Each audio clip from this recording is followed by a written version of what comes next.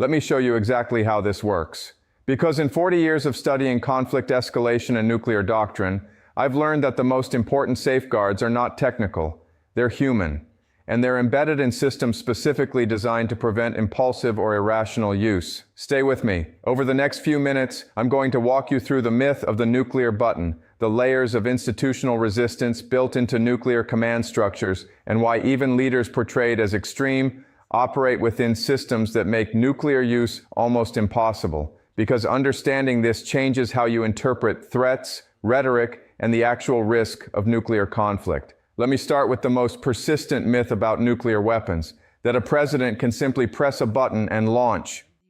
You've seen it in movies, you've heard it in political rhetoric, the idea that the president has unilateral authority to launch nuclear weapons with no institutional checks. That is not how it works. Here's the actual mechanism. If the president decides to authorize a nuclear strike, he must first physically obtain the nuclear football.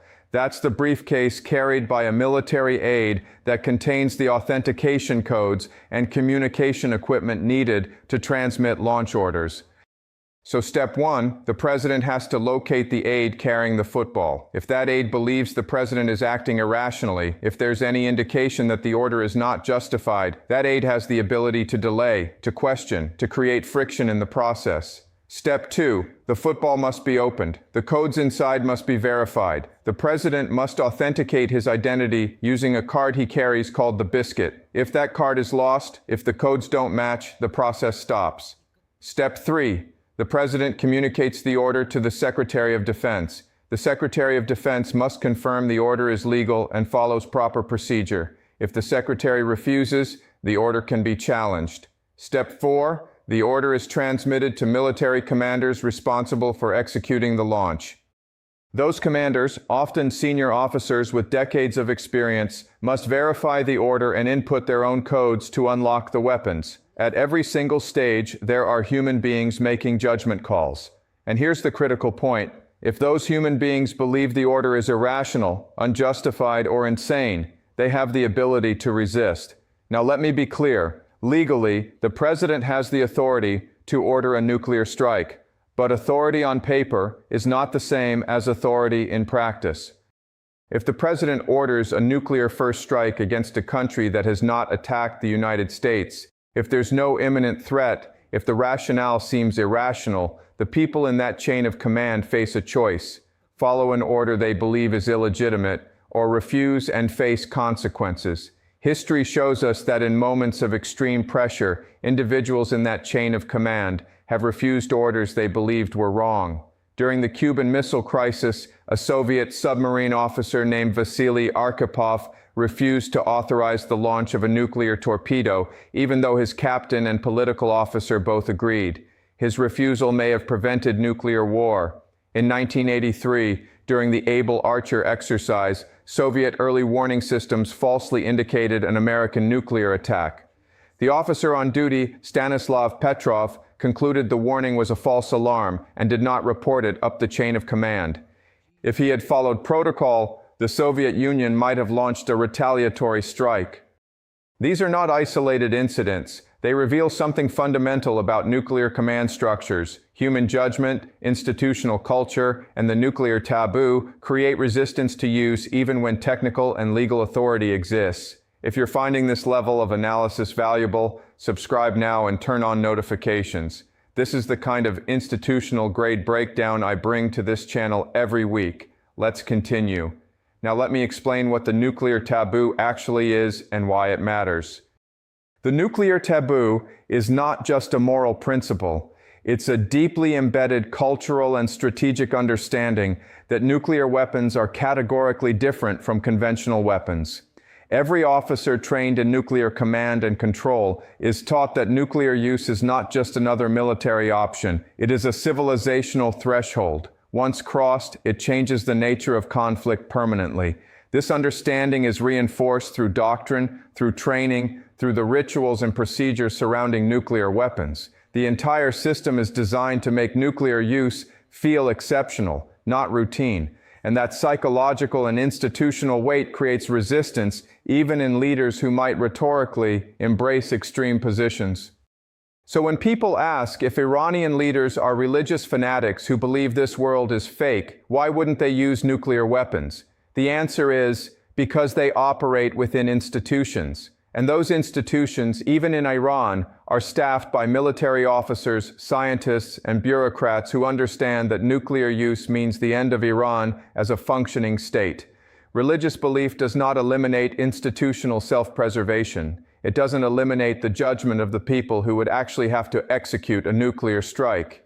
And more importantly, Iran does not currently have deliverable nuclear weapons. But even if they did, the same institutional constraints would apply. Now let me address a related but different question that came up: the idea of American territorial expansion and the so-called U.S. technate. The concept is this: if the United States is facing imperial decay, if mass organization and bureaucratic inefficiency are causing internal collapse, why not expand? Why not occupy Canada, Mexico, Cuba, and consolidate North America into a unified economic and political bloc? On paper, it's achievable. The United States has the military capability to occupy those territories. There's no question about that. But capability is not the same as sustainability.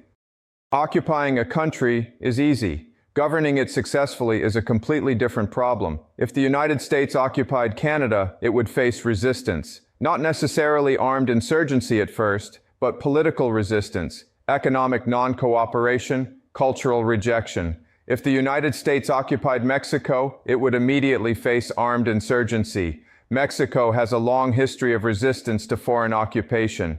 Cartels, militias, and nationalist movements would turn occupation into a multi-decade counterinsurgency nightmare. If the United States occupied Cuba, it would create a rallying point for anti-American sentiment across Latin America and provide justification for hostile powers to support resistance movements.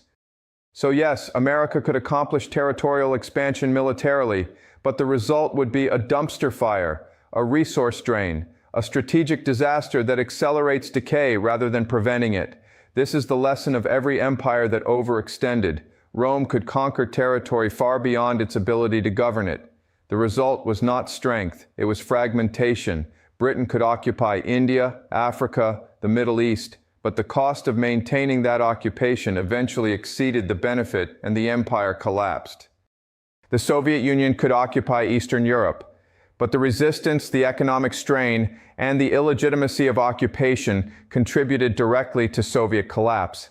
Just because you can do something does not mean you should, and it definitely doesn't mean it will succeed. The question is not whether America has the capability to expand. The question is whether expansion solves the underlying problem of institutional decay, and the answer is no, it makes it worse. Now let me bring this back to the nuclear question because there's a connection. Both nuclear use and territorial overexpansion share the same fundamental flaw. They confuse capability with strategy. Yes, a president could theoretically order a nuclear strike, but doing so triggers institutional resistance, destroys alliances, ends trade relationships, and potentially leads to retaliatory annihilation. Yes, America could occupy neighboring countries, but doing so creates insurgencies, drains resources, and accelerates the very decay it's supposed to prevent. In both cases, the ability to act does not mean the action is rational or sustainable.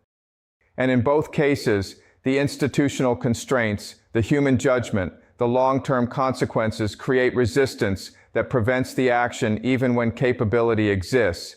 So when you hear rhetoric about nuclear threats or territorial expansion, understand what you're actually hearing: capability signaling, not strategic planning, because the people who would actually have to execute those plans, the military officers, the bureaucrats, the institutional actors, they understand the consequences, and they create friction. That friction is what prevents catastrophic decisions, not fear, not morality, institutional resistance. Now let me be very clear about what I'm not saying. I'm not saying nuclear war is impossible. I'm not saying territorial expansion will never happen.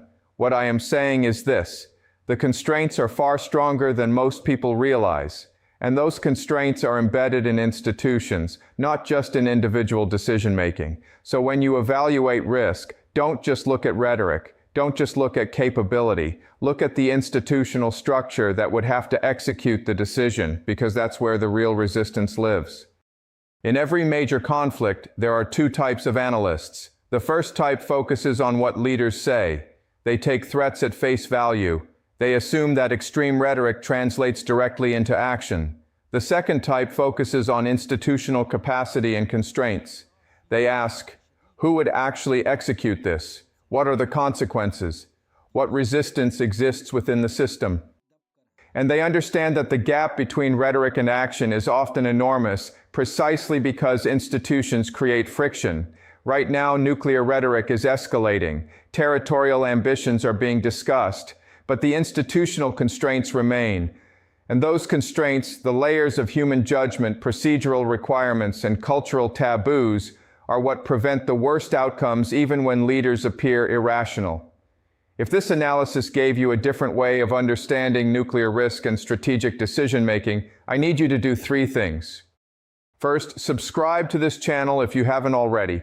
This is the institutional-grade strategic analysis I bring every single week. Second, hit the notification bell so you don't miss the next breakdown as these dynamics continue to develop. And third, share this video with someone who's concerned about nuclear escalation or trying to understand why certain actions that seem possible don't actually happen.